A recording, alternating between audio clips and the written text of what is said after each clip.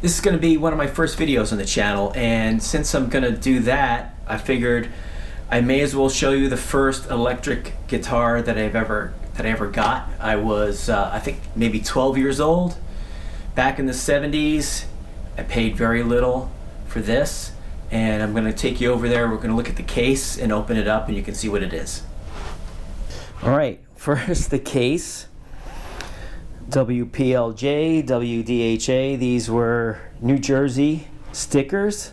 Look at this. I have not touched anything. This is exactly how I got it. I know who it is, a friend of a friend, and I could still contact him, I guess, if I want to.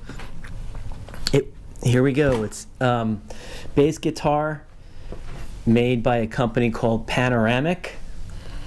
This was an Italian company, and they were making some instruments like this, hollow body bass. These strings, like, I haven't done anything to this at all. I've had this all this time, going back to the, I guess, the late 70s. I have not touched, these are the same strings. I've played this a lot. I've never changed the strings. These are flat round strings. And I definitely need to, these things are a little crunchy here, so I either have to clean them up or maybe change one or two of the pots. But it plays. I'll plug it in a second. And look at these old Gibson strings. These are the last strings that were put on here. Probably the second strings that ever got on the guitar is what it is. Okay? And let's look at this again. Okay, Panoramic. Before I sit down, let's see if we can get a better look at this here. Okay. It's got some relicking, some cracks in the finish. Looks like there may have been a pick guard here. Yeah, got the little holes in the side, so there used to be a pick guard on this.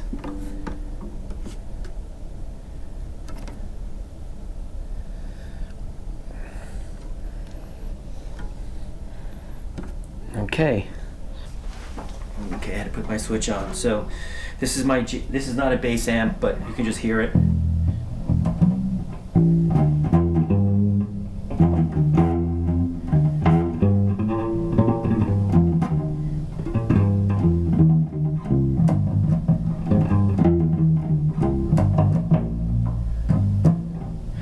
Not a bass player anymore, but haven't picked this thing up in a good 12 years.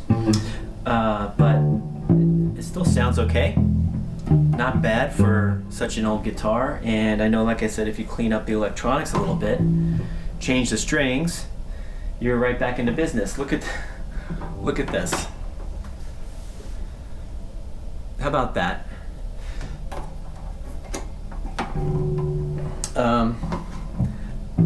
If anybody knows any more about this bass guitar, I'd love to know. A couple of people have mentioned to me that they were familiar with this, and that there was another brand that was similar to this that this Italian company also made. But the action is pretty good. Maybe you could lower it a little bit, but I'll tell you what, you can still play this thing. And this was I don't even know that I ever want to get rid of it. Someone offered me some money for it, but this kind of has a little bit of sentimental value.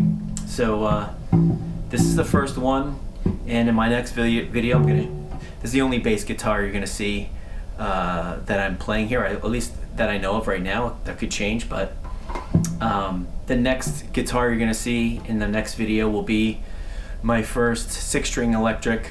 And I keep mentioning electric because my grandfather did pass down to me a vintage Martin and a vintage mandolin, which I've got pictures of and I can talk about it.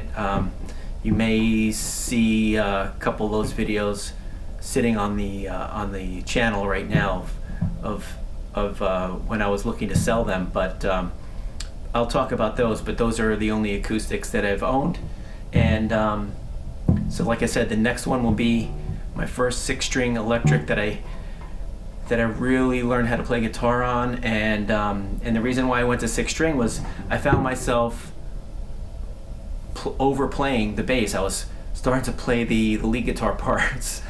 So I was getting bored with it, even though that's kind of unfair to say to all the bass players out there, but I wanted to do more, so I started playing 6-string. I appreciate you watching, and it'd be great if you could, I know there's not much on the channel right now, but would love for you to follow me, because I've got a lot of cool videos coming up on guitar tech and repairs as well. Some things that I know are going to help you, and it'd be great if you hit that the bell notification icon so you get alerted to those too. Thanks for watching, everyone, and I look forward to bringing you another video soon.